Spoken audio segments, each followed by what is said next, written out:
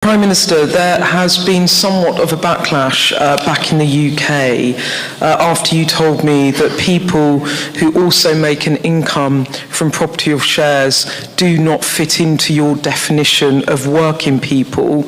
Are you, as some of your critics argue, plotting a war against Middle Britain? No.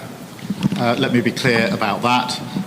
What we're doing is two things in the budget. The first is fixing the foundations, which is dealing with the inheritance that we've got, including the £22 billion black hole. We have to deal with that.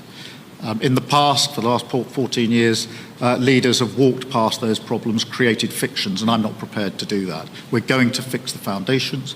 And having fixed the foundations, we're going to rebuild our country, and that is a very clear plan to ensure that people are better off, their living standards go up wherever they live across the United Kingdom, to make sure that our NHS is not just back on its feet, but fit for the future, and to ensure that we've got the public services that the public are entitled to and deserve. And that's my focus. That's why I came into politics, and that is the mission of this government. Thank you. Financial Times. Prime Minister, in the run-up to the election in July, your campaign was honest about 3 niche tax rises on private equity and private schools and on the oil and gas industry, but you gave the public no inkling at all that there would be tens of billions of pounds of tax rises happening in the budget next Wednesday.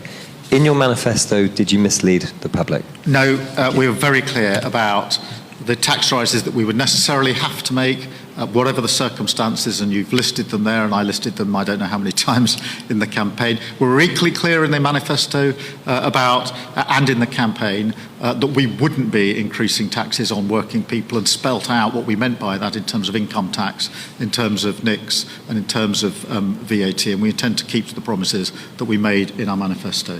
Thank you all very much. As I say, again, apologies that it's been so late. I can assure you, for those that are interested, the delay was not on the paragraph 22 on reparations. That was actually knocked down hours ago. It was on a completely different paragraph, and I'll brief you on the plane what that was. It took some time. Thanks very much.